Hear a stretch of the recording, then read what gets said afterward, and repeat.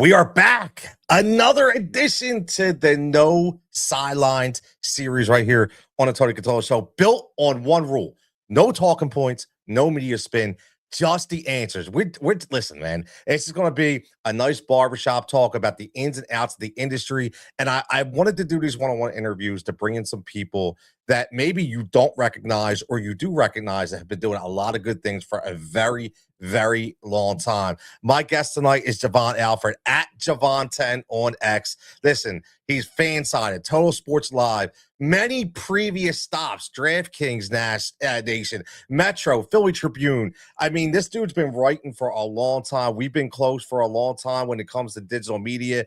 And Jovan, man, I'm so happy to have you on. What's up, my man? I'm glad to be on, Tony. Appreciate it. When I heard you was doing this, I thought it was a great idea to just, like you said, to just tell stories, right? And I think you've done such a great job, with your platform, like creating all these different shows and things that not only right, but not only shed light on this series, but what you're doing for Fighting for Overtime, like all these things, right? So we gotta give you your flowers too for what you're doing in your space and in the space as an independent creator. I appreciate it, man. Listen, I'm old too, so I'm one of the old dudes. So that's why me and JB get along so well, because we like on the old end. You know what I mean? We got all these young boys now coming in. But listen, it's all about, like I said over before, it's all about whether you have a huge platform or you have a small platform. Like when me and JP were talking, that's the thing. It doesn't matter. Like, I don't care. There's no more you're just a podcaster. There's no more you're just a YouTuber. You are digital sports media. That's what you are. Whether, right? I mean, and these conversations I think are so important because I watch, just like you do, day in and day out, people getting let go, people switching sides, people do.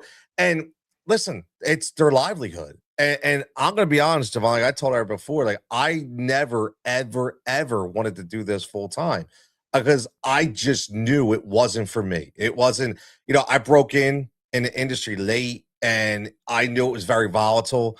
And I was like, look, I got a family, I got a lot of things going on. I don't want to go ship to ship to ship. I was like, I could build something while I'm still doing my own thing. So that's kind of where I'm at. But for you, you've been doing it all, man. So like, just tell her, like, where did this journey start for you? That's a good question. So if you probably would have talked to me as a kid and tell me like at 10 years old, I would be doing this, I probably wouldn't believe you because number one, like I did not like writing growing up. Like writing was like, especially in elementary school and middle school, like English language arts like wasn't necessarily my best subject. I I did not really prefer it. I was more so like a history person. Like history was like really exciting to me, but not so much writing. I was more so into, like, when I was younger, like into like broadcasting, like recording myself like on tape recorders and stuff, like doing like radio calls, like watching the draft, taking my notes. Like my mom like probably has a bunch of stories about that. So if you, like I said, if you told me this when I was younger that I'd be doing this, I probably wouldn't believe you. But I think for me, it started right when I got out of high school and going into college at LaSalle. So went to LaSalle for all 4 years and did the whole mass media journalism track. Well, I was just originally mass media because I was like, I want to do radio. Radio, I thought that was what I wanted to do because I liked listening, to sports radio growing up. I liked, listening to games on radio, like listening to Monday Night Football on the radio, the Phillies, the Sixers, Eagles, like all that, on the radio. And I thought that's what I wanted to do, right? And I was like, all right, I can go to LaSalle, and saw that LaSalle had like a student-run radio station. So I was like, perfect, right? Get my feet wet, host my own radio show, which was cool, and get the broadcast games, which I did. Men's and women's college basketball during the glory days of LaSalle basketball during that time.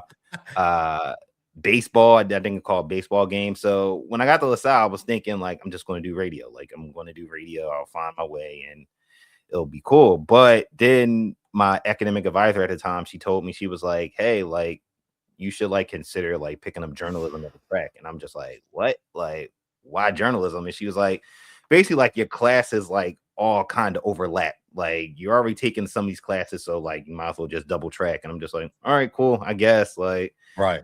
think about it because I'm like, journalism wasn't a thing that ever crossed my mind from a writing aspect. Always radio, TV, because Yep. LaSalle also had a TV Because that's station. what we saw too, man. That's all we Right. ever really saw.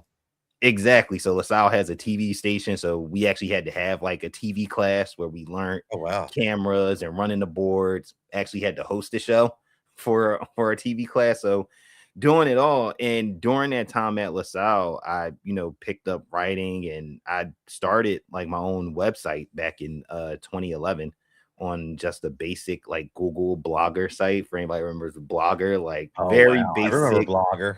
Yeah, Yes. very basic template.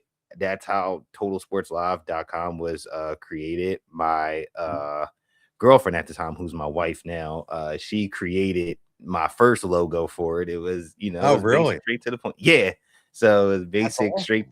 Yeah. So it's basic, straight to the point. And what I started with Total Sports Live, it was just me and just like my brother and, a couple of my friends that I went to high school with, grew up with. It was just like, hey, you want to, just write some sports, Yeah. we just having fun. Like, I'm not thinking about no AP style, like none of that Yeah. stuff, right? Exactly.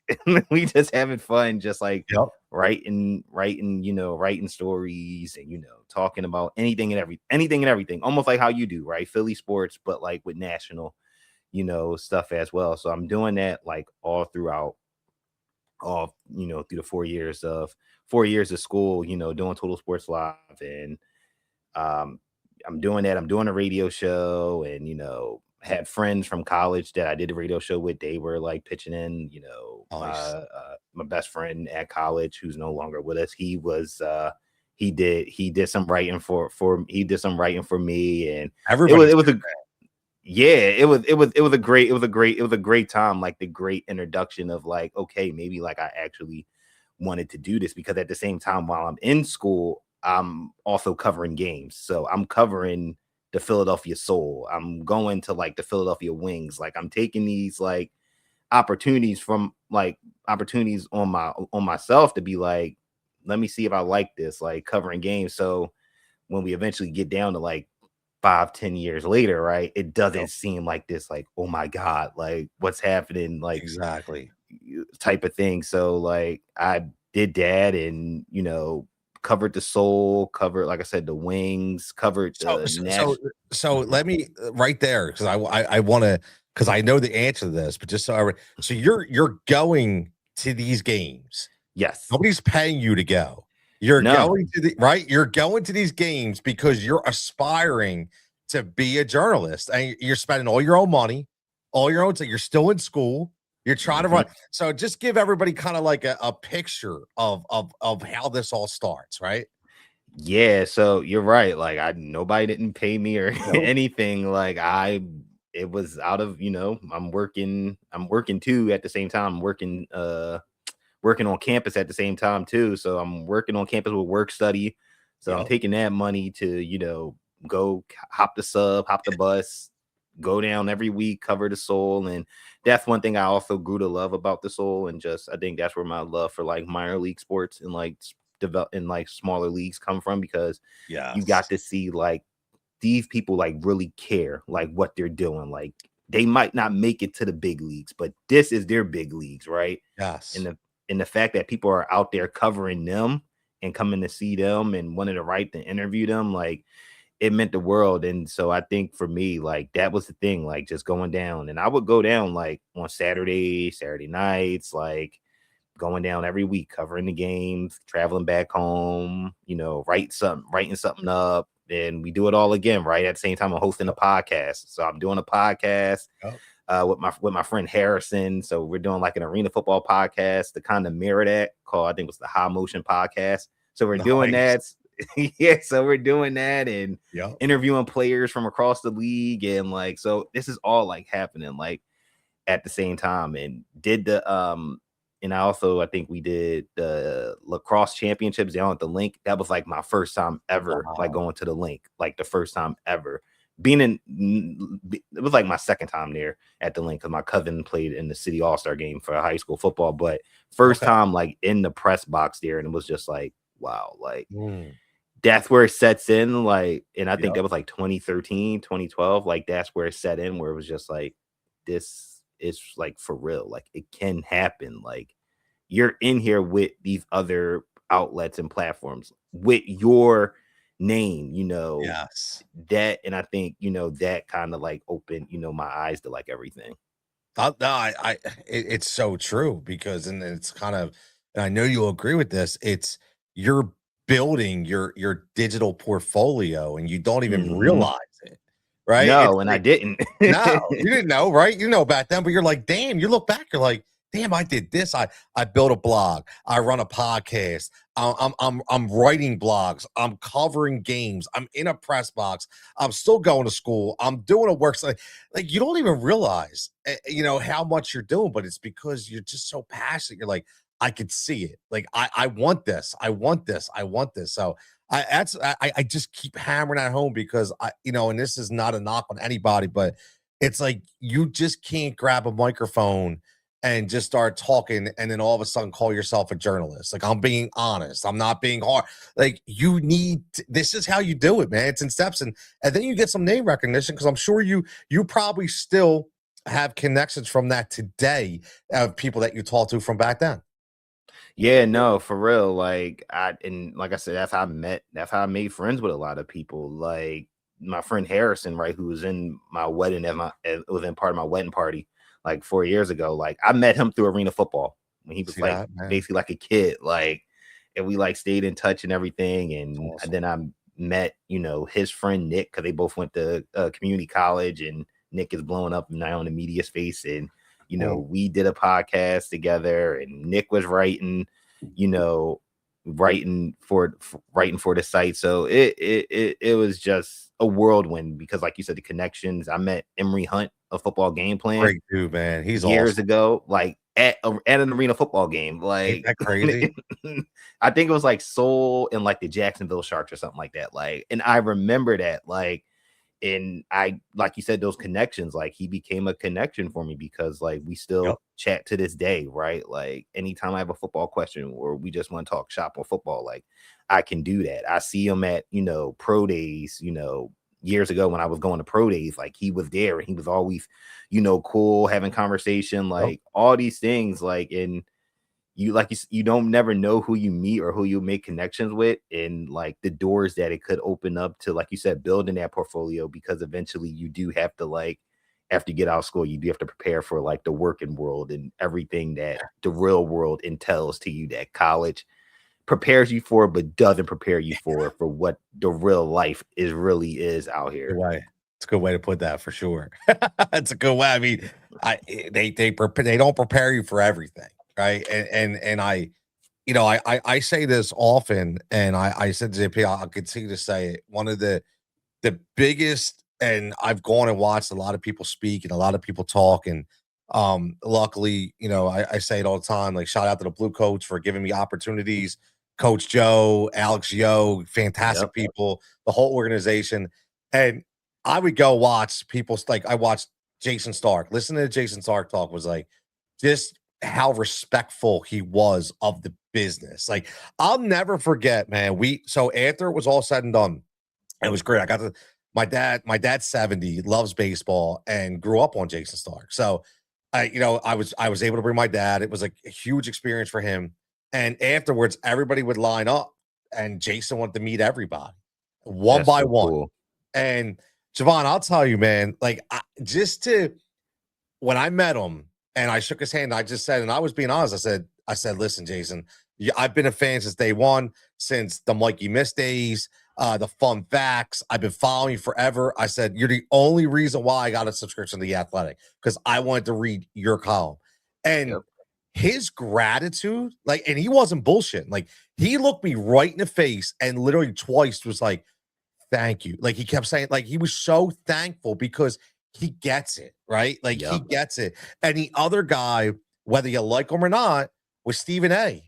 And the stuff that Stephen A said to the students, and the stuff that he would say, it blew you away. It was like, wow, this dude's not holding nothing back, and he's being honest. He's allowing you to understand how this Mhm. business works, and I think Yep. that stuff's so important, man. It really is. Yeah, it is important, and just knowing, like you said, first for Jason Stark, for the person of his caliber, right? To like Yeah, so many people in that light could see themselves as like the big time, like, you know who I am, like type of thing. But like for exactly. him, he still comes off as genuine.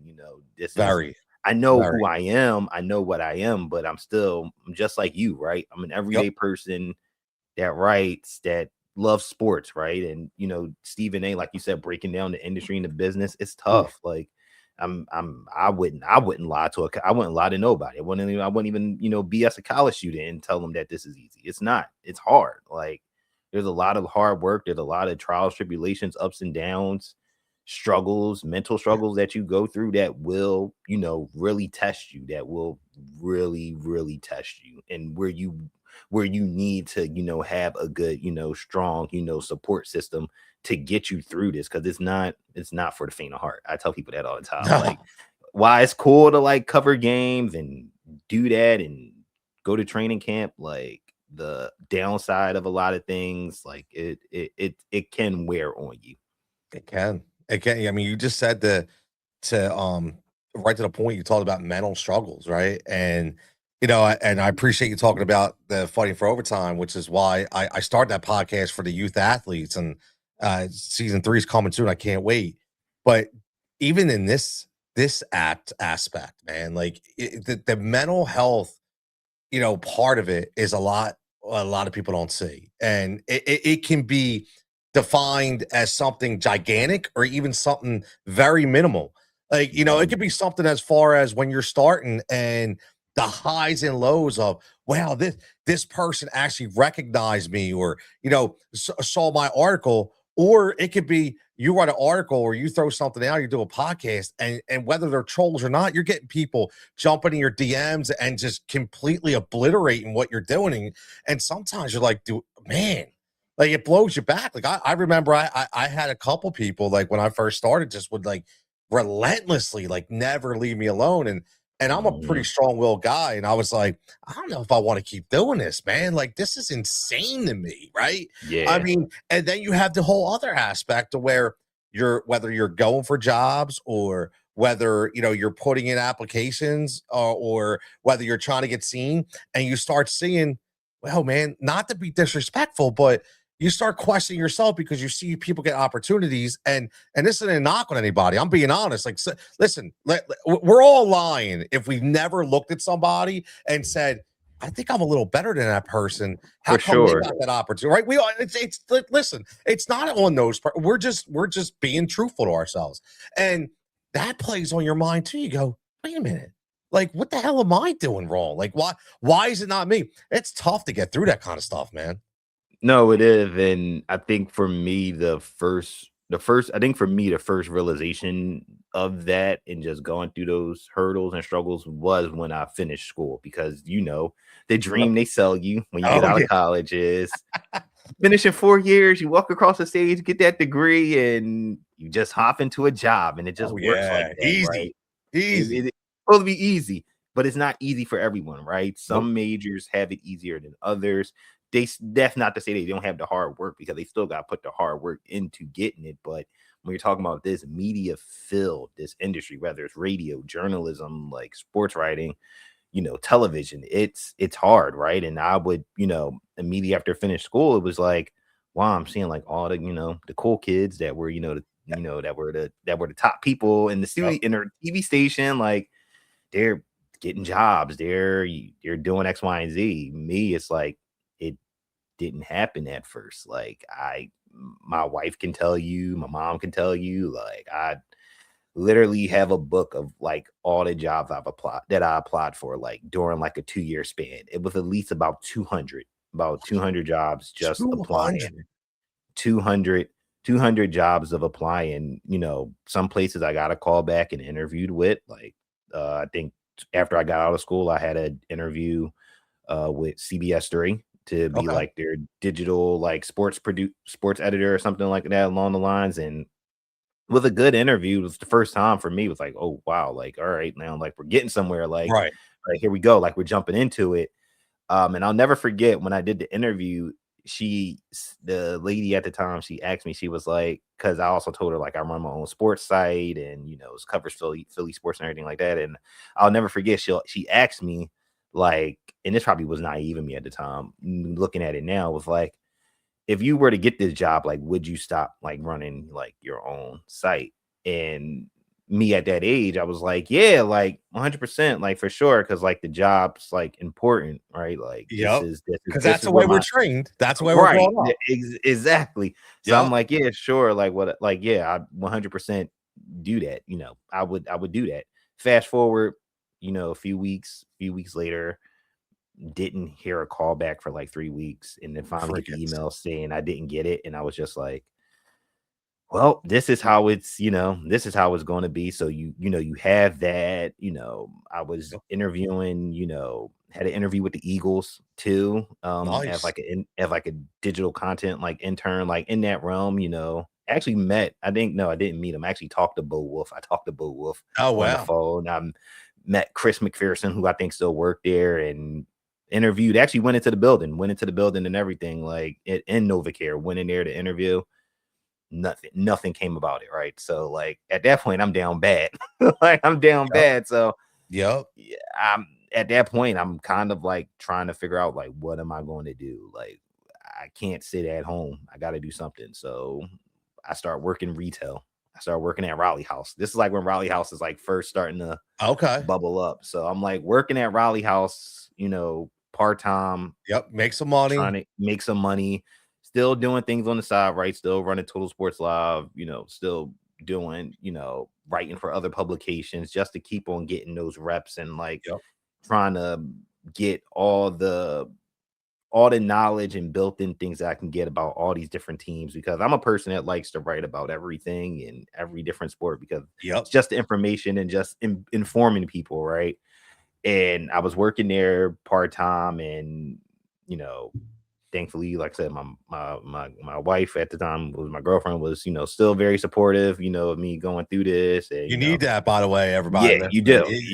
do, you do, because again, it's tough, it's not simple, right? It's Nope. like the people that go into TV, they don't start in a major market, they're somewhere out in Bismarck, North Dakota, like Talked about that last time, man. Like, what? Very rare do you graduate and get a job in your market. yeah, it's It's it's it's odd. hard, Yeah. and I had to do that for 2 years. So I'm working part-time. I worked at an internship, I think with resources for human development. So I worked there, was doing like an internship type thing for like, I think it was like a program for like people that were in school but like also graduated school. So I was like doing like some communication Okay. work, because at that point in 2015 I'm thinking to myself, well, this ain't gonna work. Like this might not work. So I need to start Yep. thinking about a backup plan. Like, do I go into communications? Do I think about going back to school, maybe for my master's, and figuring out doing something else? And then 2016 rolls around, and I applied for a job at the Philadelphia Tribune as like a web coordinator, which is just like managing their website and everything. Okay. And I got the job. I started there September 2016, and that's how the journey like now begins, right? This is like how Because you like the finally real got the foot world, in the yeah, door. finally got the foot in the door Yep. with, the longest running, African American publication, Yep. in the country, and I went in there on a wing and a prayer, like I didn't know, like because I don't really, you come out of school, you don't really have experience. Like I didn't write for the school newspaper, right? I didn't do that. Like I did the radio. I wrote for a bunch of different, online publications like the Eagles Wire and cover32.com and all the different bunch of fan sided sites and, writing on Total Sports Live. And you're just like, I don't necessarily have like the experience. Like, did some internships at like the Arboretum. Like, so I don't have like all this experience, but they took a chance on me. Yep. And you need, like you said, you need those breaks and you need that opportunity. And they were able to give me the opportunity. And that getting there like opened up my eyes to like everything and like showed me, like, again, showed me what is possible. That's the thing, man. It's getting the first opportunity. I mean, and I think what's cool about this, and again, talking to Jovan Alford, make sure you give him a follow at Jovan10. All his information will obviously be in the YouTube description. And w- like I look at me and you, we're on two different sides, because you're giving a great perspective on the kid who goes into college for 4 years, comes out of college, and is trying to find their way because they want to do this full time. This is what they want to do. Yep. Where listen, man, I'm the guy who had a baby super young and had to drop out of school and then go back and kind of reinvent myself and say, look, man, I need to feed a family. I got a mortgage. I got a car payment. Like, I can't be wasting my time worrying about this. So I'm going to do this on the side, knowing I never want to do this full time, but I just want a piece. Like, I just want a piece. So, Right. it's pretty cool because we both have similar ideologies, but it's so funny how our paths, just started at two different ways, but they still wind up intersecting somehow, some way. Exactly. And I think that's one thing I've learned over the years, that everybody's journey is different. Like Yes. there's no perfect way to get where you want to go. It's like No. I tell people all the time, there's no perfect job. It's a perfect job for the right moment, like for the moment that's meant for you. And I felt like for me at the time, like the Tribune was the perfect job for me at that moment. And when I got there as a web coordinator, I'm like, okay, this is like my first like real world like career job. Like, can't mess this up. Like, and the people there, like, I'm forever thankful for them. Like, because they really like helped me like figure out who I am in terms of like career wise, and journalist, and writer, and help me like hone my skills in what I wanted to do. Because as a web coordinator, my job for the most part is just Exactly. updating the social media, run analytics reports. But that was my first true introduction to Google Analytics, which is so huge these days. So like that was my first introduction to a lot of this stuff. And being at a small paper had its benefits, right? I was able to touch a lot of things and do a lot of things. Like, I was I was it I learned news judgment, right? I really learned about news judgment and what's news, what isn't news, right? Yep. I need you to look at the AP Wire and CNN Wire to see what sites we need, see what we need to pick up and put up there, like any breaking news. Like, I'm really like getting myself ingrained deep in and seeped into the mindset. And then the role like changes to where like, hey, we want you to help put together our Across America section, which was a section where it was just focusing on Black news, but Okay. across the country. So I'm like going through like the And you're wire sites. learning, which is Yeah, I'm awesome. learning exactly. So I'm like learning, and now I'm like reading about other like African American newspapers that I never even heard of. Yep. So I'm like learning and reading stuff about their cities and everything. So I'm doing that, and they give me the chance to you know, write about sports. That was like my first time for like a big publication, write about sports. I was like, hey, like, and I'll never forget. First story the was Joel Embiid's debut versus Oklahoma City Thunder. Oh, wow. And I was like, can I just like write something about this like online? Like, if it's cool, like, I know I got other things to do, but like, is it like cool if I can do that? They was like, yeah, sure. Like, as long as it don't interfere with like your job and like what you want to do. And they allowed me to do it. And like from there, like I Huge. yeah, so I started like doing like piecemeal, like little things. Like, it was that. Then I remember I wrote a story about Wendell Smallwood. Remember him? Where Oh, he was wow. running back. So Wendell Smallwood. I wrote a story, and that was actually my first story that went into the paper ever. First story that was Oh, ever like on a byline in the paper. My wife had got it framed and I everything. was It's gonna say, is somewhere. that framed? Yeah, it's Oh, yeah, definitely framed. dude. That joint is I love definitely it. I it's love it. definitely framed. So I got to, really like get my true introduction to writing sports, right? And I'm learning from all the different editors and the reporters. Like, I'm interacting with the education and news reporters, the health reporters, the entertainment reporters, the copy desk. I'm learning from them. I'm learning from, from Donald Hunt, who's the biggest, like one of the, I think he's in my eyes, right, one of the biggest sports journalists in the city, right? The guy like is a legend. Like, Hall of Famer in 2 places. Like he's Crazy. a legend. Like and you talk about a guy with work ethic and just doing his thing his way, like that's him, like covering not only college sports but HBCUs, like pro sports, high school sports, like everybody knows him. Like, Wow. and it's like how you said about Jason Stark, right? Always genuine. Like Yep. anytime I needed to ask him a question about something or talk to him about something, it was always a genuine thing. Like it never felt like, well, he's gunning for my spot. Like, no, it's like this kid like wants to learn, like, and he wants to help. And I got to, write a little bit more. I wrote a story about Emil Jefferson, who was a Philly product, went to Duke, wrote a story about him that I think we did online. That was like one of my first times like interviewing, like actually have to email the PR for That's a team. yep. There wasn't no StreamYard. It was like, okay, I need to like have my phone out so I can record the phone call and like transcribe the notes. So I got to do a lot of things at the Tribune. I got to cover the NFL draft when it was in Philly in 2017. Oh, Like that's awesome. talk about eye-opening Ooh. experience, like being there with all anybody and anybody that you could think about, right? The draft prospects are there, covering pro days at Temple, covering covering the news was very big for me because I'm a news person too. Like I like the news. I like staying on top of what's happening. And I'm the same way.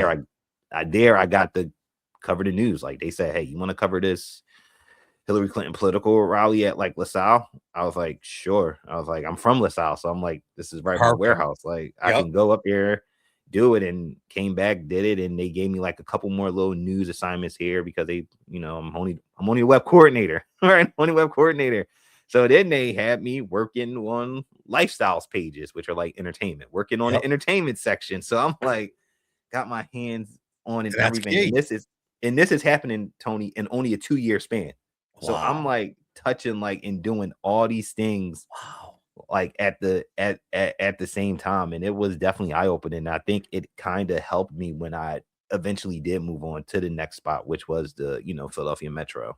And just so everybody knows, again, this all started because you asked, "Hey, listen, Joel Embiid's debut. Can I write something on that?"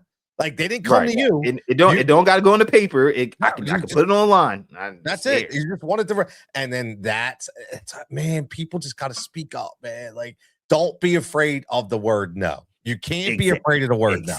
Exactly. The Can't. worst thing, and I tell people that all the time. I say the worst thing people can say is no.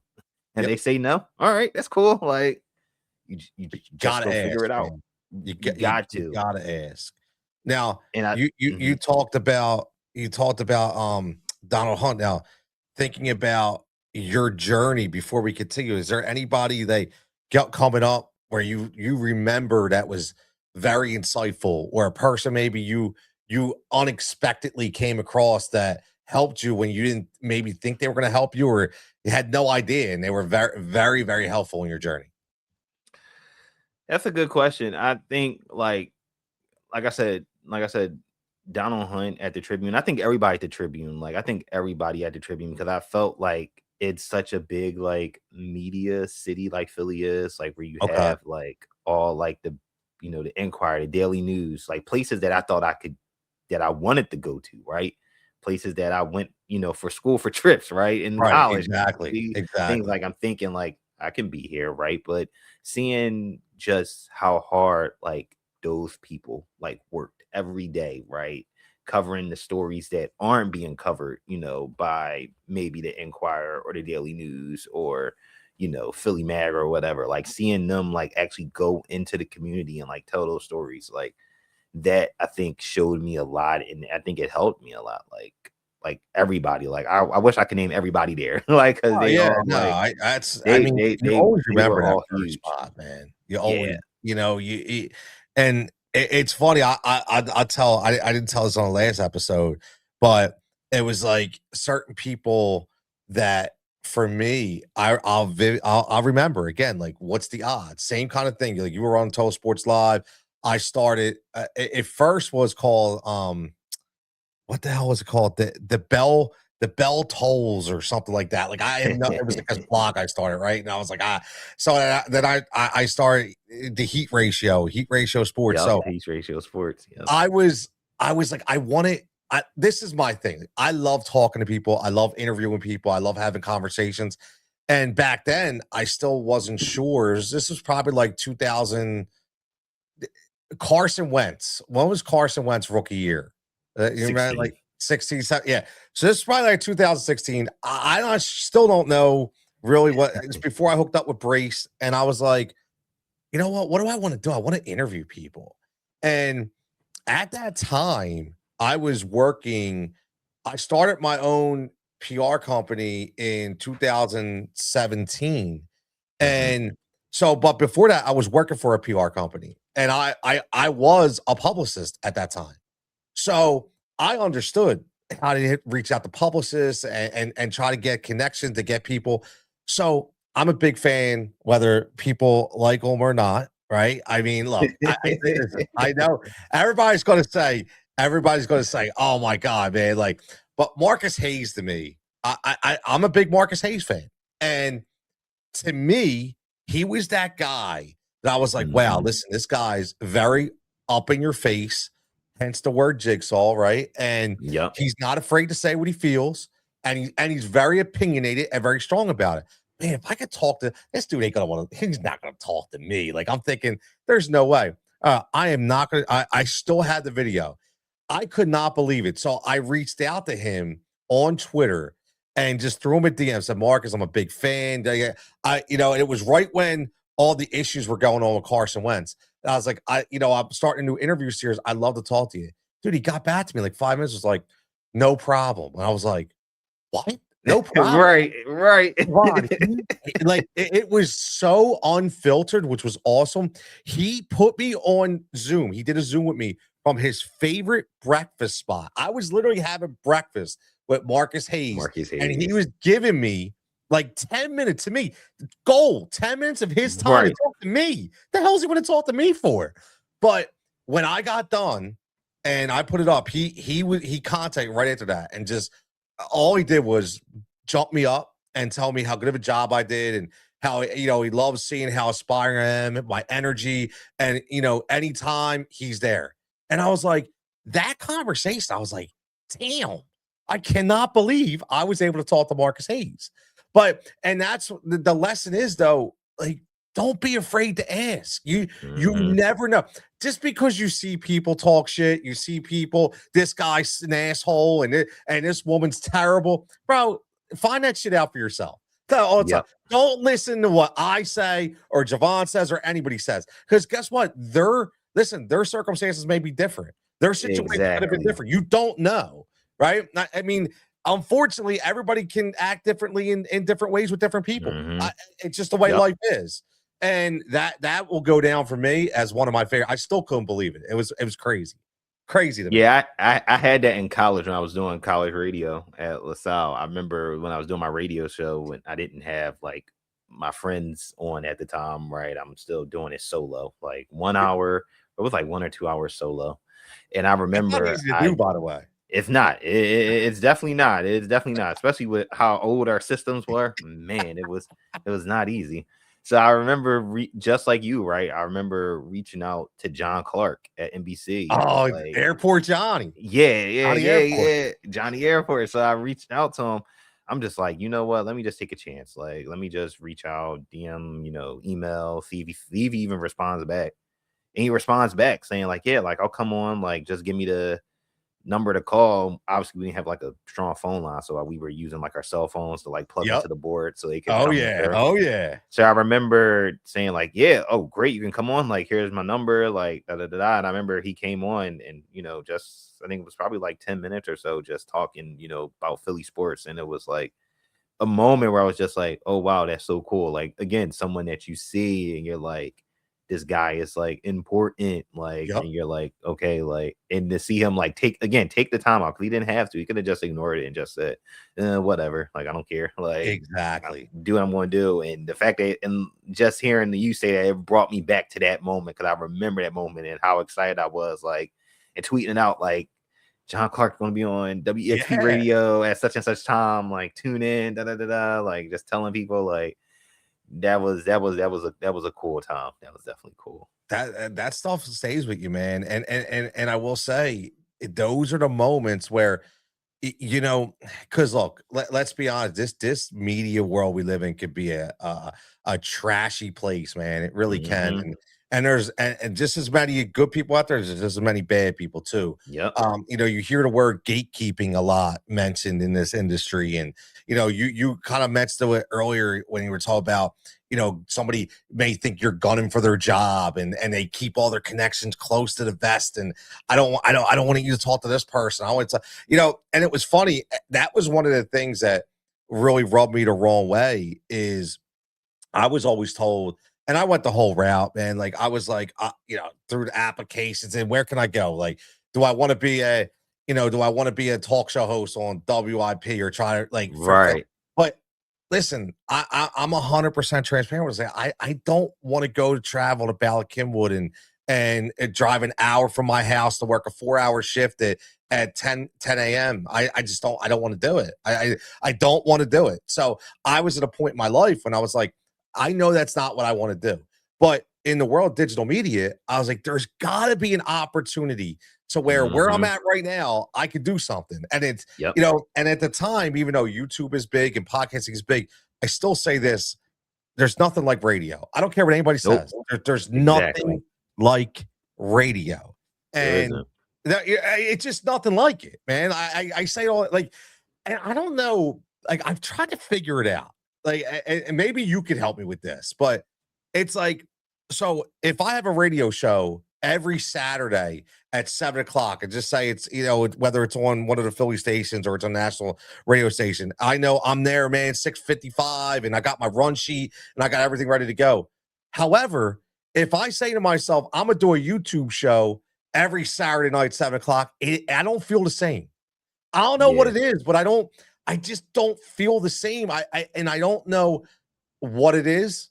I maybe it's just me, maybe it's in my own head, but I'm just being transparent where I see a big difference and it just doesn't feel the same. It just doesn't to me. No, it I understand that feeling because and it's almost like because I think sometimes when we're like on like a bigger like on like a platform that's not ours, right? Like on a name brand platform, I think because I think it excites us because we know other people are going to tune in. Like, oh wow, like Yes. you get that admiration, like, oh Bingo. wow, that's like so cool, like da da da da. And it was like the same thing for me. Like after I left the Tribune and I got to the Metro, like I'm stepping into a sports editor role. Like I'm stepping into the role now. Like you Yeah, are the man. one like calling the shots, right? And now you start doing the cool things, right? And like and you say to yourself, like, wow, like I'm writing the same stuff that I did on Total Sports Live. Like, why aren't people like interacting as much of those Good things? point. But they see like, all right, we see your name in the Metro like every day. We see the byline, we see your picture, we see you you know, covering Eagles games because I think I covered that 2018 season, the year after the Super Bowl. I covered Okay. the Eagles and went to training camp. Had a great interview with Matt Jones in training camp, who was an Matt NFL running back. Jones. Very cool guy. Talk about Really? like a kid that's like nervous, like myself, that was like, oh my God, like first training camp, like because I remember going to training camp as a kid, but now I'm in training camp with the media people, like Yeah, with man. John You're big Clark. time. I see Elliot Shore Parks. I see him. Like I ESP. see, yeah. So I see all these guys, right? And I see the players like coming off the side, coming off out at a practice after practice. I'm saying to myself, like, all right, calm down, calm down. Like, Yeah. let's like let's all right, see who you want to interview. Like you see everybody interviewing Corey Clement, you see them interviewing this person, that person. Like, what are you gonna do? Like, Yep. and I just saw I went on my list and my sheet, and I'm like, oh, I see Matt Jones. So I'm like, let me talk to him. Like, let me see, like, and a veteran running back, like, what are you trying to like accomplish here? Like, what's like your goal? Like, just understanding, learning more about him as a player at this stage of your career, what he's trying to do. And he gave me like 5 to 7 minutes of his time just to talk like about his career. And I was That's able to write a awesome. story about it and put on social media. And he, you know, responded and everything. And I was like, wow, that like meant a lot. Like, because again, like you said, like you took out time, you know, to do that. But I think full circle, right? Going back to what you said, I think it's because when people see names, they get excited. Like, oh, like you're on Sirius, or oh, Yep. Tony's on 97 this week. Like Had he's doing this. had a whole new Right. a bundle of friends when I was on series. I'm just gonna be honest. Right. Tony's on VSiN. He's Yeah, on VSiN now. Like, yeah, oh, and that's how, and that's how it usually goes. So I definitely understand it, and I understand that. I understand it now to this day because I'll do things on TSL and I'll be like, well, why aren't people reading it? But I was like, back then, like people would see yep. like, oh, you're at the Eagles games or you're covering the Sixers, right? Like you're doing these things like. And people are interacting and they want to be on there for the ride, right? Like they want to be there enjoying the success with you, right? But then Yep. eventually that success like takes a turn. And for me, I had to when I went through that twice of that success going down of being laid off, which is like the That's tough. Yeah, lowest of the talk about low that's in not this easy. industry. Yeah. That's not easy, right? I now, No, now no. you say you got laid off twice Yes. from Twice. where'd you get laid off from? So the first place I got laid off at was at the Metro. So I was at the Metro. I left the Tribune in like May of 2018. I started like couple weeks after. Okay. Got to the Metro in May of 2018. Sports editor. Like I said, I'm living a high life. I think I'm good. Like I feel like I made it. Like I'm straight. Like everything's good. And then literally I didn't even make it to my year mark. I think it was like maybe like 9-10 months later after the fact, like paper started having layoffs. So like a few weeks before I Mm. got laid off, like folks got laid off, and companies do the whole it's okay, it's not the Yeah. end of the Oh, yeah. world. Like it's just one. Like there's not going to be another. And I'll never forget because I was living on my own at the time, and I'll never forget I was getting ready for work getting ready to head down to the office because we had an office down on I think it was like 2400 a Walnut, like in a WeWork type situation. And I'll Okay. never forget, I'm getting ready, I'm getting dressed, about to head out and everything. And I'll never forget, I get a phone call from them and I'm just like, okay, like what's happening? And they call me and they say, like, yeah, just want to let you know, like we're laying you off and laying off of like very much a bunch of people. Like pretty much like everybody got like slashed for the most part. Like everybody that was in the Philly paper, in the Philly edition of the paper got slashed, except like one like editor. People in New York, Boston, like just got completely slashed. And I'll never forget that feeling how I felt. Mm. I felt devastated. Like I felt like it was a gut punch. Like it was like wow, like something that you love to do and that brings you so much joy can like punch you like Yep. right in the gut. And I'll never forget that feeling. I'll never forget that day. I remember immediately after like calling, my wife and just like, yo, like I can't believe it just happened. Like I got a call saying like I got laid off. And I just remember like just being upset and just breaking down, like, because Yep. I was like, you work so hard for this, like, and you don't expect it because you put out a paper, right? We got laid off, right? A day after Exactly. we put out the paper. And that feeling was just Mm. terrible. And it was even worse because I still went in because I had to get my stuff off my desk. And that was Oh, just and that was deflating because I'm like, all right, I gotta catch the sub, get off the sub, and I'm walking down the street and I'm just like, this is really over. And the salespeople are looking, they're just like, I'm so sorry. Like, it's the worst. that was like the reality check moment for me where it was like, yeah, it can go left like real fast and like it can be taken from you like just like that. And that was That's only one. That's the crazy part. It's only one. I know. I mean, and that's that. And I'm being honest, and that's why I bring it back. That's why I never wanted to do it full time because it's so hard, and it's hard enough to when you're getting out of college like you did it the way your journey started, let alone to where think about that, think about you're 35, 36, and you got two kids and you got a mortgage, and Yep. and then all of a sudden oh, by the way, we're laying you off. Like it's a whole, like, I'm not saying that it should, but it's a different vibe, man. Like, Yeah. you Yeah. know and I just, me personally, I just couldn't do it. I don't think. I mean, I listen. I've done my bouts with anxiety and things of that nature too, and I'm like, I just know myself. I'm like, there ain't no way in freaking hell I'd be able to deal with that. Just no way, no way. Yeah. You know. And now how? So the second time that you got laid off, where was that from? Sport news. So the second time I got laid off was at So, the I sport was forgot you were at Sporting News too. I didn't even say that. yeah. I forgot about that. So after I got laid off out of Metro, Damn.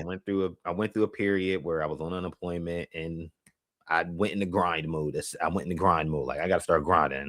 Gotta start applying for jobs, freelancing. I was freelancing for Hoop Rumors at the time. Ooh, I'm wow. freelancing for yeah, I was freelancing for Hoops Rumors. So I'm like doing it all.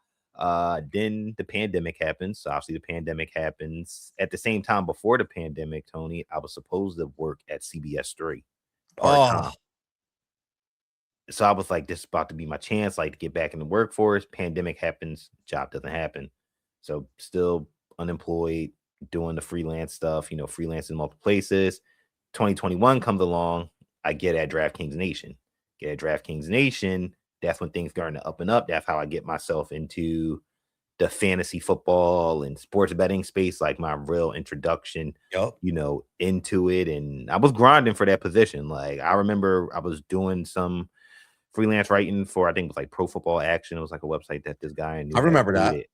And I was writing stuff for them. And I remember when I had applied for the job and I remember my wife telling me, like, you should see like who's the person you'll be interviewing with, like, see if you can find them, see if you follow them, Yep. like do your research on them. And I was like, I found them. And I would just remember I would used to just send him like my links, like on Twitter, just like, hey, like I wrote this, like I wrote this, like just showing like, hey, I'm around, like Yep. I know. So I got the DraftKings Nation, and like I said, got my first introduction to like sports betting and fantasy and feeling like, okay, this is another pivot in my career. Like we're going from general sports to there's this new lane. Like you can write about fantasy football. You can write about sports betting because at 2021, where this is like the pre-dawn, I think, of like sports betting, like content. Yes. Like the bubble haven't burst. It eventually has, right? Like, but it haven't burst at this moment in terms of like written content. So I'm like, oh wow, like this is so cool. I get to write about odds and all this stuff, and I get really knowledgeable on those things. And I think it was around 2020, what was it, 2023? I think I left there. Yeah, I left there to go to Sporting News, and again taking on sports betting position. So I'm in the sports betting, still doing sports betting stuff, content creation. And then I want to say it was 2023, I think. Was it 2023 or 20? It was 2023 or 2024. It was in August. I do know it was in August. I had got let go. And Mm. that to be honest with you, that wasn't as hurtful. It was almost like a blessing in disguise for me, for the people that know what happened in that situation and what happened at that place, and just the struggles and just the trials and tribulations I was dealing with my manager at the time. Like, so that was like almost blessing curse. I'll remember it because I was off. It was actually my day off, and I'll never forget. I got an email saying like, "Hey," from HR saying like, "Hey, can we talk?" I'm just like, "All right, Yeah, sure." it's never good.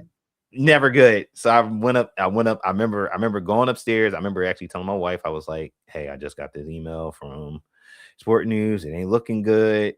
And she was calming me down, just like, it's fine. Like whatever happens, happens. Like it is what it is. And I just remember going upstairs, like taking a couple deep breaths, like, all right, whatever they say is cool. Like if they let you go, they let you go. You already been through this before. You know what to Yep. expect. You know what it's gonna hit, you know what it's hitting for.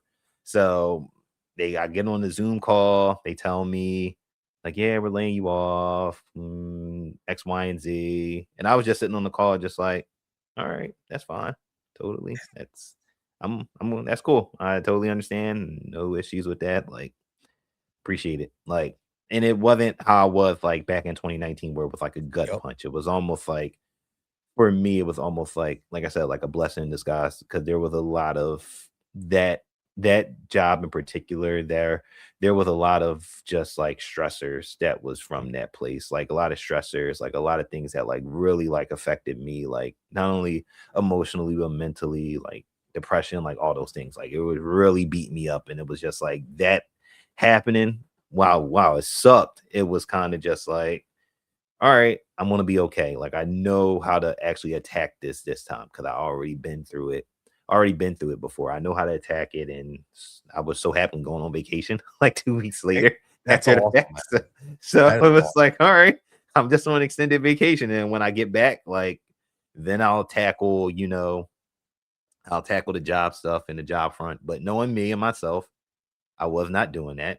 I'm on vacation. I was sending out fillers to people, Of messaging people course. like, "Hey, do you know, Yep. like, do you know of any opportunities? Do you know about this, that, and the third?" And when we came back, like, I was able to start doing some freelance stuff and part time stuff, and eventually found a part-time I did part-time stuff for FTN, the game days. I was doing like still sports Uh, betting stuff for yep. both of those outlets. And again, trying to, collect cash, stay afloat Yep. because now you got to pay for a wedding too, because you got married in between that time in Oh 2021. So yeah. now Oh you got man. So you got a you got to lot pay. going on. Yeah, so you got that going on, and just going through that process, and then ended up, and this goes back to I think what you said earlier about connections and knowing people. So I remember I did because I was on unemployment again for the second time. So I remember going through unemployment. Unemployment, you have to like put in like your things of like where you apply for. Like you got to say Okay. like you apply for this job, this job, this job. And I'll never forget. I applied for this job at Minute Media, which is fan sided, and they had like this betting operation called Bet Sided. And I applied for a job at Betsided like a couple years ago for editor role. I just didn't think it was right for me at the time.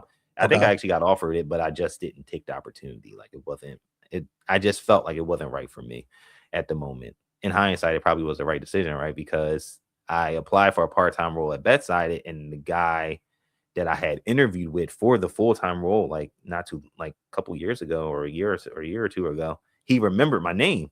Oh wow. And yeah, so you remember my name and, talk to me and, and I was telling him like I'm freelancing and, doing all these things. And, you know, he gave me an opportunity like, hey, like if you, basically take us up on this chance, like, and see what happens. Like, we'll see what happens. Like, we'll do something like whatever, whatever. And I did freelance stuff, sports betting stuff. I think it was like December Okay. of 2023. Because yeah, I think that was like Diamondbacks Rangers World Series. So that year, the year Yeah, the it was Phillies a bad blew year it. for the Yeah, Phillies. yeah, bad year for the Phillies. So I did that, and then like I wasn't even part time for that long until they came back to me with like, yeah, we got like this because they were starting a new team on the fan side, Okay. uh, the RBN, so like regional betting network, but it was like creating content for like their local sites. And somebody I think had left the team to go to another opportunity, and it was like, hey, we have this opportunity for you. I have this opportunity open up if you want to apply for it.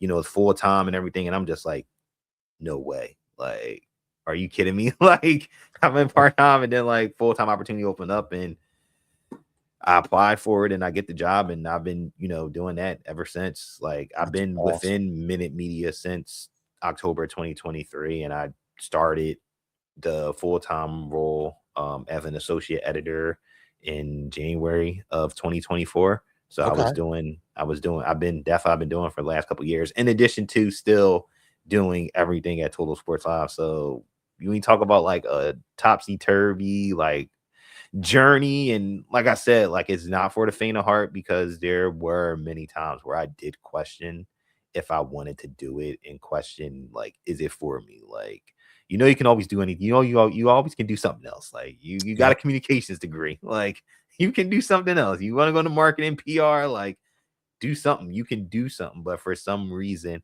and my wife says it to me all the time. She was like, you've seen a lot of people like leave the industry. You went through, a couple of layoffs, but first you still keep going back to it. Like you still continue to like fight and like Because you continue to feel it. like do it. Yeah. And I was like, you're right. Like, and it's sometimes I think it's hard for us as people, especially like the individual, to see those things.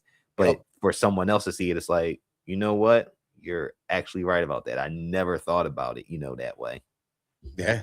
Listen, man, everything you said is like is spot on. And I love it's you mentioned so many great things about now this guy who recognized your name. Now I'm assuming obviously when they offer you a job, you didn't leave them hanging. You basically just said, look, I appreciate the opportunity, just kind of paraphrasing. It's just not in the cards Yeah. right now. And you left on good terms. And that's a Yeah. big deal. Like, and I tell people that all the time. You don't always have to accept the position. It's the way you decline the position Mhm. that's just as important as accepting it. And it's funny because that same thing, it's just like what same thing happened to me. It's like, the people that now, I have really good connection at Sirius, and Jacob, who is the production manager for the fantasy sports channel. People don't understand the way the dynamics of that station work. I say this all the time, and I'm not. This is just taking the curtain off of everything here. You don't. 95% of those people do not work for Sirius. People got Mhm. to understand that they work for a company. They Yep. work for Fantasy Alarm. They work for Fantasy Life. They work for. Mhm. They don't work for Sirius. Serious, Okay, yes. let me explain that to everybody. Okay, so basically, what happens is those companies are paying Sirius to be on their channel so they can promote their product. And the hope is that they can get enough subscribers or enough people from that product to kind of wash out the ad spend that they're Yep. spending on that channel. Okay. Mhm. And then hopefully make a profit. That's how it Yep. works. Right. So, Jacob, awesome guy, when I on my own terms decided to walk away from Win Daily, or the show I was host on Sirius. First thing he said to me was like, listen, I'm going to keep you on. We don't have employees, he said, but I'm going to keep you on as my number one guy for if somebody's looking for a host. And that doesn't mean Mhm. he's looking for a host. Basically, and again, I'm being fully transparent. So if, say, Jovan owned a company and he wanted to be on Sirius, he's going to go to Sirius, he's going to pitch the company, and they're going to say, okay, well, you need a host. And Javon's going to say, well, I have one. Well, guess what? That person's going to have to be approved by Jacob. If not, Jacob's going to be like, if you Mm. don't have one, I have one for you. And then Right. so in turn, Jacob says, I have Tony. Tony meet Javon. And that's how the connections meet. So that's what happened to Right. me. I thought I was going to be on again. Like last year, there was going to be a new show, and it was a new company, person I never met. All of a sudden, I get an email. Hey, Jacob gave me your name. And the reason why I say it, and the first thing he said to me was, listen, man, Jacob said, you're the guy.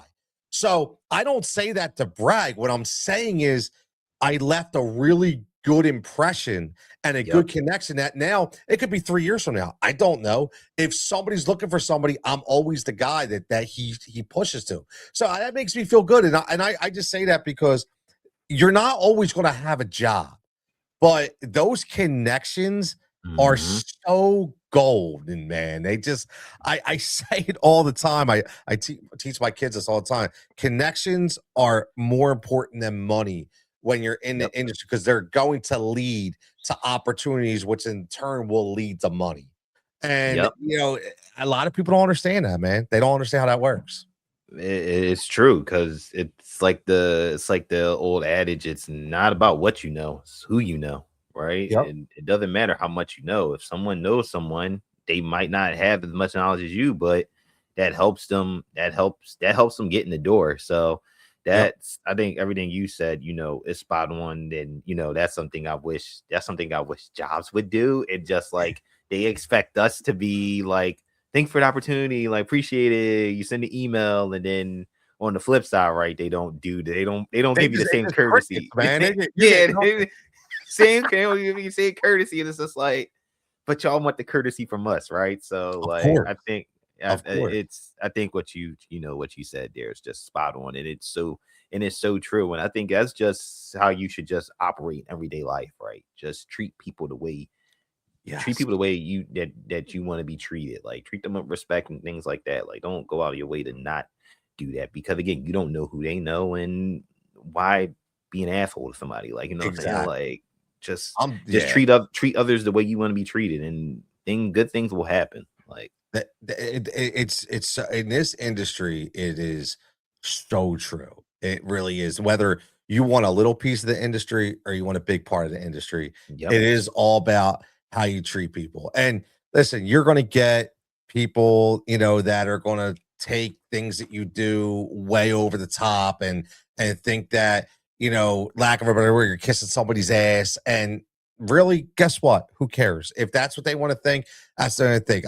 I Right. say this all the time. I mean, I don't, I'm 47 years old. I am so not in a game anymore. Like if I'm pushing for somebody, I'm legitimately pushing for them, not because I want to ride them. It's because I am actually acting for them. Exactly. Like I Exactly. don't need all the other bullshit that comes with that. No, You know what I mean? because I I don't have my need that. own. I have my own Right. platform. I don't need to try to ride on my coattails to get No. to wherever platform they at. Why would I do that when I have my own, right? When I know based off of the knowledge and the skills and expertise I have, I can get into these rooms that everybody's into. And I think that's something I've learned just being with, so many, different big name, outlets and things like that. Like, and seeing like the process to get into these rooms is not hard. Exactly. You can do it. It's not hard. You might have to take and start small, but once you start small, then those reps and stuff will pay off. Like those reps of me covering, pro days and covering, arena football, like all those years, those reps paid off to where I was covering the Eagles, and the Sixers and things like that. Like, did I enjoy that time covering the Sixers and the Eagles? Yes. Do I miss it? No, because the grind is tough. The grind is hard. Even now, like the grind is tough. You miss holidays, right? You don't have things that you used to have. So I think it's just all those things are just like so encompassing in this, media journey. No matter if you're in radio, no matter if you're in TV, writing, or even if this new digital space, right, where you're a content creator, right, and you're spending time recording and editing and posting, like all that takes time, right? And if you're really Yeah. serious about it, like you're not gonna half-ass it. You're gonna put like all your time and like effort into it. Yeah. I mean, you are, me and JP talked about it, about just learn it all. Like, honestly, learn it all. You Always, have to, you have you you have do. to, because this landscape is changing. Like the Yes. landscape I walked into out of college in 2014, it's way different now. 12 years down the line. They didn't prepare us for none of this stuff, that how technology would evolve and how social media would be important and Nope. you know, recording things. We were recording things on cameras and putting in uploading them through a tape cassette and uploading them on Final Cut Pro. They're not doing that anymore. Everything's through a phone. Like Yeah, man. like It's crazy. it's crazy. They don't prepare you for for the changes that you happen, especially in this media landscape. Things are just ever so evolving and ever, so changing. Even from a writing aspect, right? There's not a Oh, lot of yeah. people that write. There's not a lot of people that write these It's days. Like not. everybody's talking into a camera on the phone. Some people do it well, some people don't do it well. And I feel bad And because I think some people are forcing themselves to do it, and but yeah, they have to. They're yeah, trying to keep yeah, up, but they're just like, damn, right. they don't want to do it. Yeah, exactly. And I feel and I see that so often because it's just the landscape we're in, right? Everybody attention spans and things like that. Everybody wants to Yes. be seen, everybody, wants to be heard, and you have to be.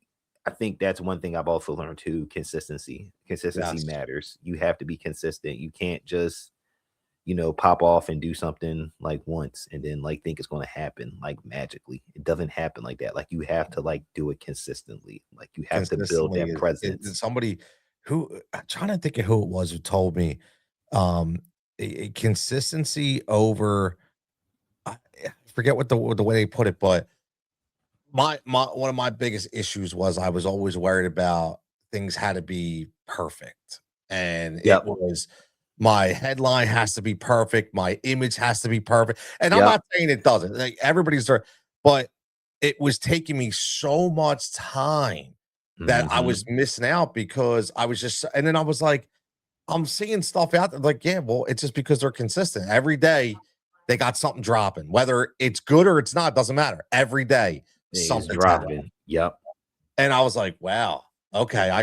I'll tell you honestly, when I stopped trying to be a perfectionist, and I still, into a degree, but shit started to change, man, because I knew I was constantly and I take time. Like I have a method. Now let's be honest. You know, I don't do this full time. Right. However, I have a full time day job. Uh, Hmm. I run my own PR company, which I have 3 to 4 clients at a time, and heavily doing this and my podcast. And what I'll do is on Sunday nights is like my time from like 7 o'clock Sunday night to like 1 a.m. All I'm doing is editing content, breaking down content, and Yep. scheduling it for the entire week. That's like it can be done if you do it the right way. Now, but Hmm. again, here's the catch. The content that you choose to do, you better make sure it's not time stamped because Yep. then you can't schedule it out a week because you're not going to be Hmm. talking about tonight's bet and schedule that on Friday. Like, you Exact. know, Exact. so and I Exactly. say that pick something that possibly like even if you are in the betting space and you are and I let me just say this. I'll tell you what, the most hectic time I ever had was when I was doing NBA betting every dude. That is the heart, like NBA DFS and NBA sports betting. With the injuries and the late scratches and doing that every night. Baseball is the same. Baseball the same way. Baseball, Baseball is the oh my same way. God, that's tough. That's tough. That's really, really tough. So what I would say is pick something else, whether it's kind of a different type podcast or something that you don't have to timestamp, and then you can Hmm. that can be your filling content the whole time. So even if you're like, man, I'm not going to do a betting show today. Guess what? You still got content dropping. That's not time stamped. So so that's if anybody listen, that's one hint I'll give everybody. Like that's the genius of having to do multiple things because you're Yep. always going to have multiple pieces of content that you can put out there without have to worry about. Oh shit, dude, that just happened. Oh man, that's Hmm. and then somebody going, yo, bro, why'd you post this? This happened 2 days ago. You know what I mean? Right. And I think because we are in like this, like I call it like fast food type society, like you Yep. microwavable, like you just I like that. something happens and everybody wants to react to it, right? Like Yes. somebody there's a trade happen, there's a signing happen, everybody wants to jump on and react it, da da da da. Or like you said with the bet and stuff, like people, you know, want to, talk about the bet and stuff. Okay, like if you like you said, if you miss a bet or you miss, not putting out your daily bets, like maybe you talk about futures, right? Maybe you talk about future bets because those don't have a timestamp. The only timestamp it Exactly. is the odds. But you can break stuff down. You could talk about, hey, why I think this guy is a good pick for rookie of the year. And you don't have to say, I need to get this out by Tuesday. Now, if the player gets hurt, that's a whole different thing, but that's a freak accident, right? But you Exactly. could you could say, okay, I didn't get this out today, but all right, I recorded this and I can get this out, next week.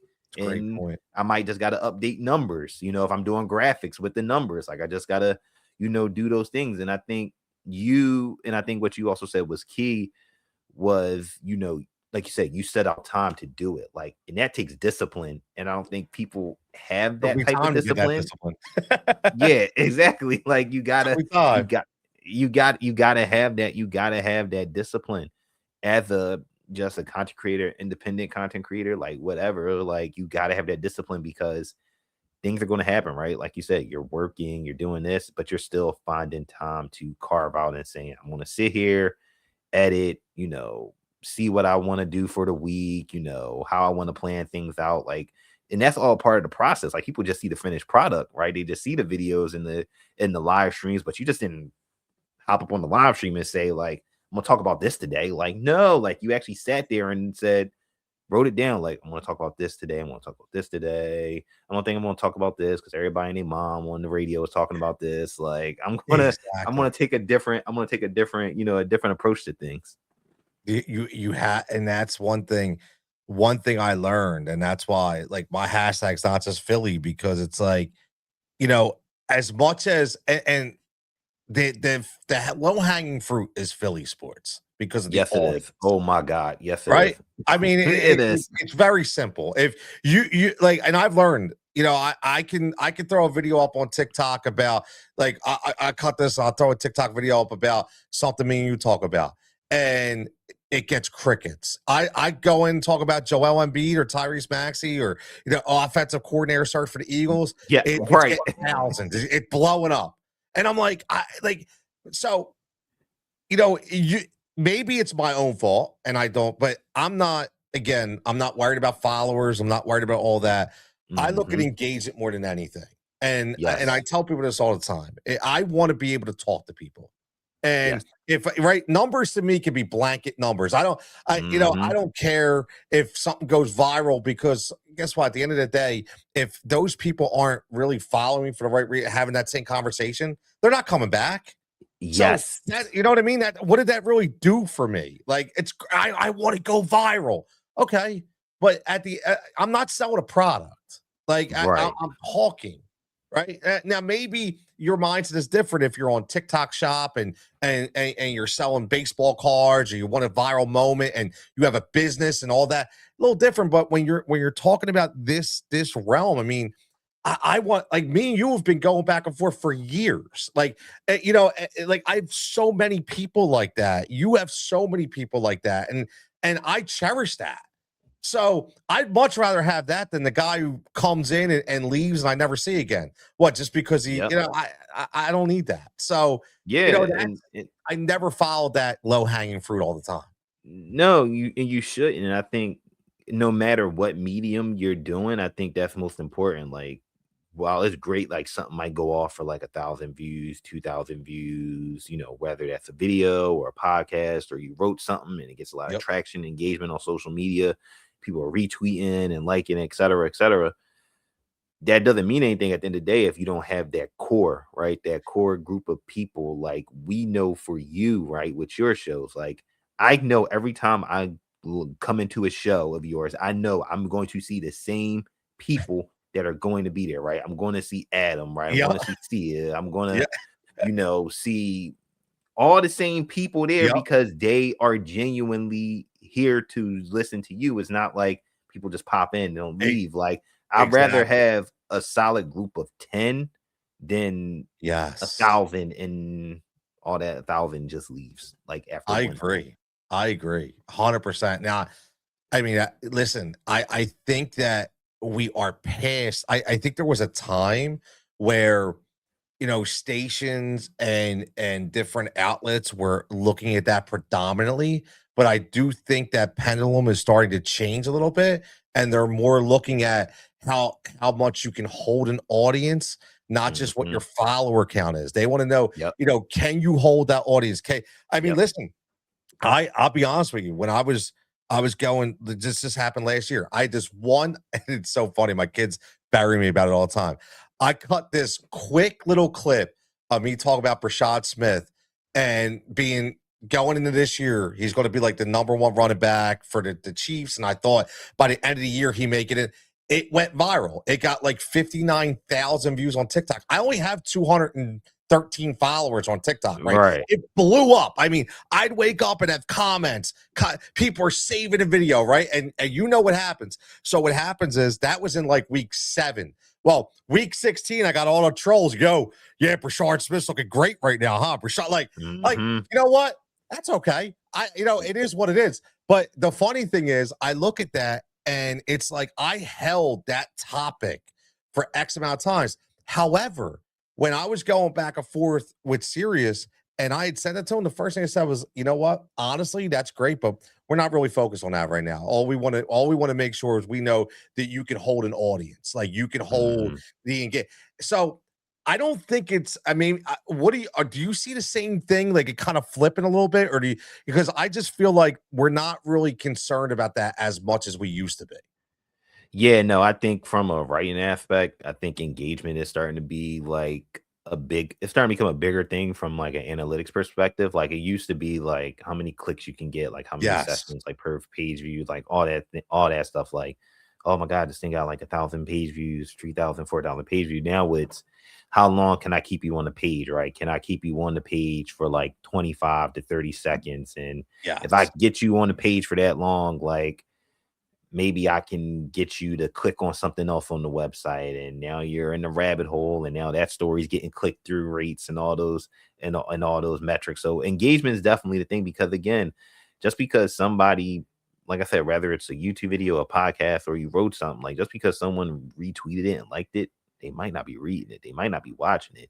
But that's important. Like, at the end of the day, I still think that's important because you're spreading Oh awareness and yeah, things like that. But 100%. like you said, the engagement part is the huge thing, because like you said, they want to see how long you're keeping somebody on. Like if your video, like if you got an 8-minute video, are they at least staying for like 4 to 5 minutes of your video? If you're Exactly. writing something, are they just going in and clicking in and saying, I want to read this 5 seconds out, right? Like they in and out 5 seconds. But can Yep. you keep them there for 20 or 30 seconds? Because if you know you got them for 20, 30 seconds, you're like, okay, you're taking some time to scroll and to read. So I definitely think engagement is like starting to become the thing, because page views and subscribers and all that stuff that can be inflated. It can, people buy Yes. bots and all this stuff, and that's just, yeah, that's a whole That's as the a way I whole. said, like, I say that all the time, and and it used to be people used to tell me, it's just because you're old, you don't understand. I'm like, nah, man, like I'm just telling you, I see it,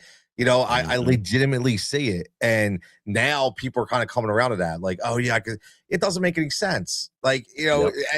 like the more you get in, you realize that somebody can go on a dark site and buy 1 million followers if they want, and Mhm. half of them are bots, and Yep. it looks great, but guess The what? metrics don't equal No, out.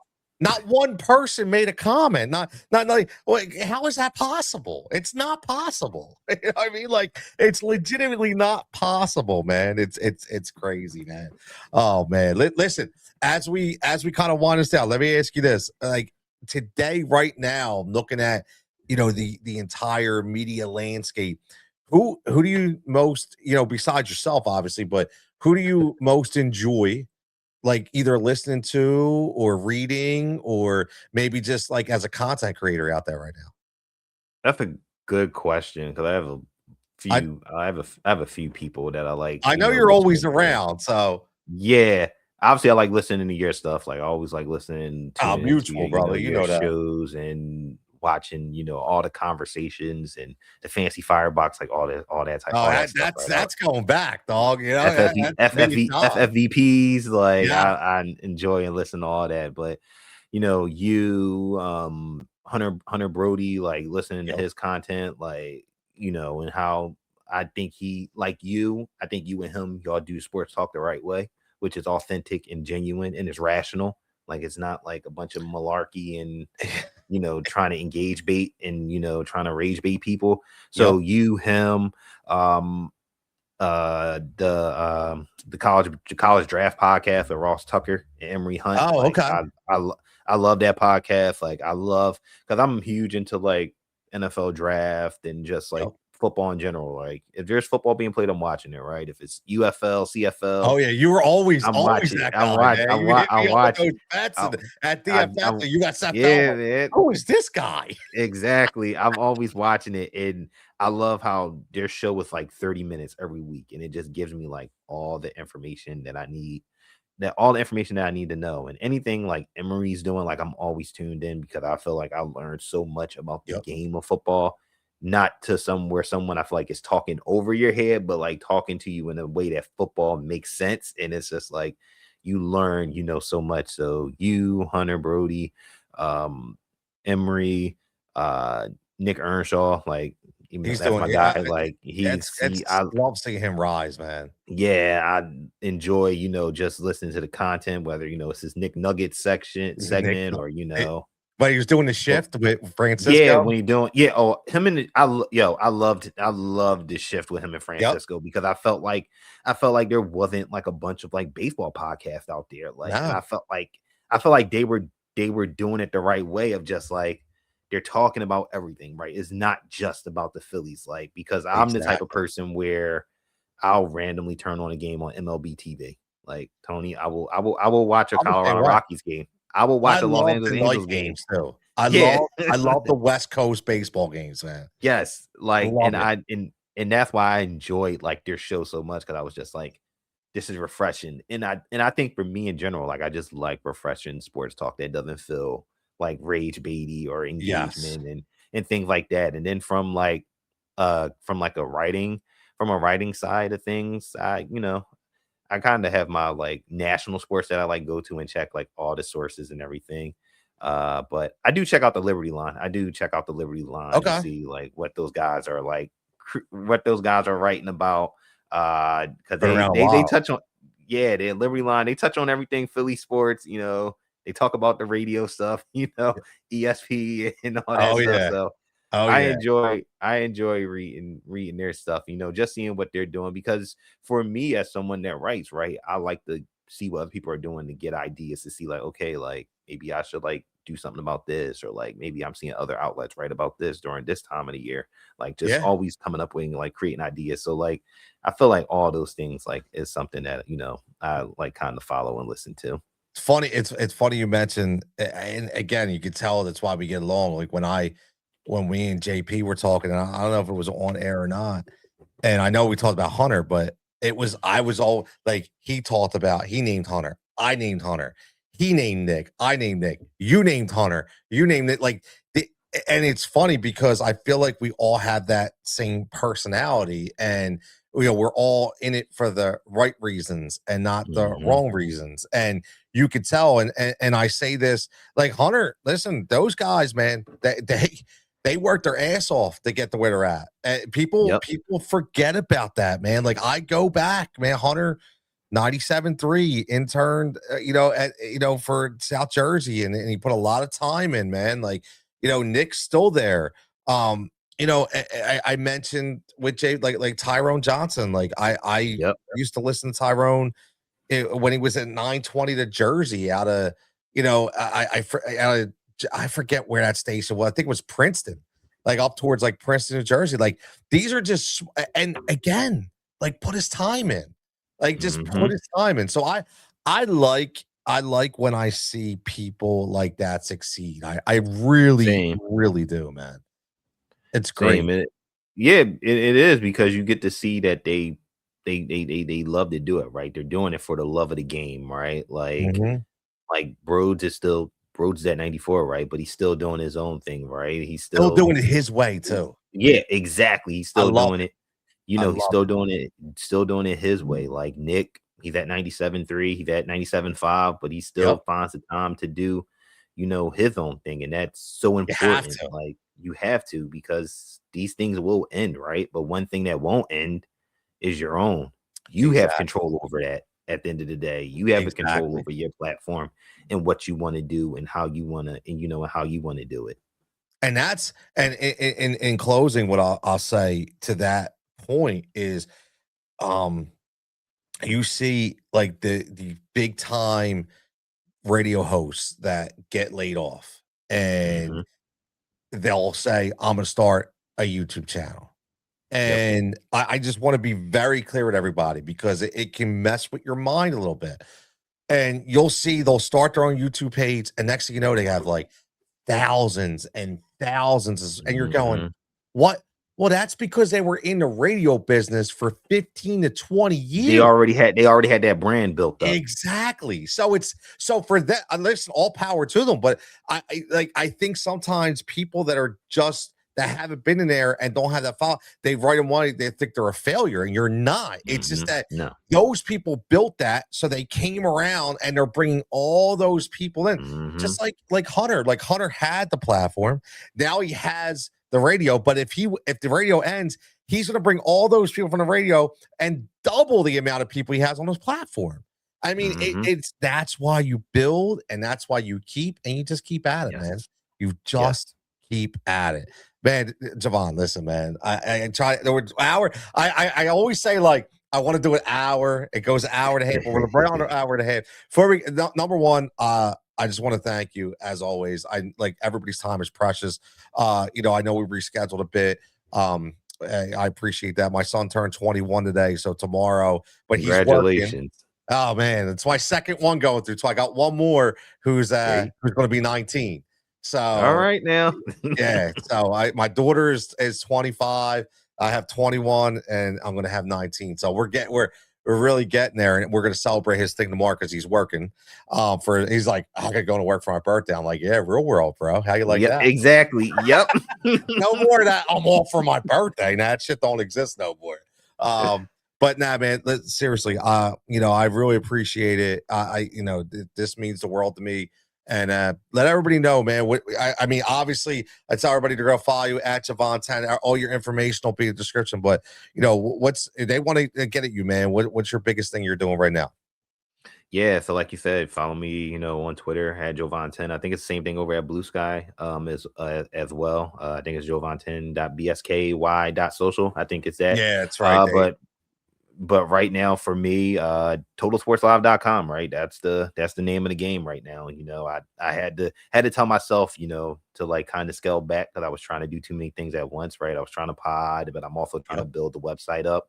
So I made the decision, like, if I if I feel if I feel inspired enough to pod, I will, because I want to put out a good product. But for right now, it's building up Total Sports Live, trying to stay up to date, with everything happening, not only Philly sports, but across the sports world, and whatever else comes to mind. I'm always coming up with ideas, and me and my wife's always working on things. So there's always something could be coming up. But right now, it's totalsportslive.com. You go on there, you get some Eagle stuff, some Phillies, some Sixers, maybe some draft stuff. UFL starting soon, so you got a betting section that I'm going to try to start to put some stuff up there. Again, it's just like we talked about tonight, right? Consistency and just putting yourself on a schedule, having that discipline. So yeah, totalsportslive.com is where it's at. I love it, man. I love it. Keep grinding, and I'll give a shout out because I know you've been on JB's pod the last couple weeks. Oh yeah, shout out Jake, yeah, shout out Jonathan with Philly Go Flow. That's another guy that you talk about, independent creator, and starting your own internet radio station, like best in the world. Yeah, best in the world sports report, 76 until infinity or whatever it, like, talk about another guy right in this industry, doing it and putting people on, and him and Mike Jones like do a tremendous job, with their show, and do it their way. And I think that's so cool. Like, everyone's doing their own thing and having fun, and that's what it should be about. Yeah, man. No, 100%, man. Best in the world sports. Make sure Jonesy and Brown podcast, man. And I tell you a great thing about JB. I was doing the live remotes by myself for a while, and at Pike's Pub, and he hit me up, and I was like, hey man, that dude, he drove an hour just to be live with me on stage. Like, and I say this because I cherish that kind of stuff, because I always say to myself, I think, wow, everybody's time is precious. Well, and whether you're doing it just like you're doing it now, or you're like, for somebody to be like, I'm going to come on with Tony, like, I don't take that lightly. And I think, and I say that to everybody because that's the kind of credibility you want to build for yourself. That's the kind of that's the kind of reputation you want to build. Don't get laxed into all that bait about ripping people apart to try to get their spot and to be controversial. I'm just trying to give you a word of advice. Sooner or later, it's going to bite you in the ass. I'm just telling you, it'll bite you in the ass. Just stay grounded and keep it going. But yeah, man, JB, man, for producing at Fox 29, getting up at 3 a.m. to do the morning show, and then he's doing a Philly Go Flow radio station. He's got the pot, like, he's another dude, and he's got a family. And I can't forget about Smokehouse. I always say, when Smokehouse 1 start, bro, we'll be cooking. We'll Smoke Force 1, right? I love it, man. I love it.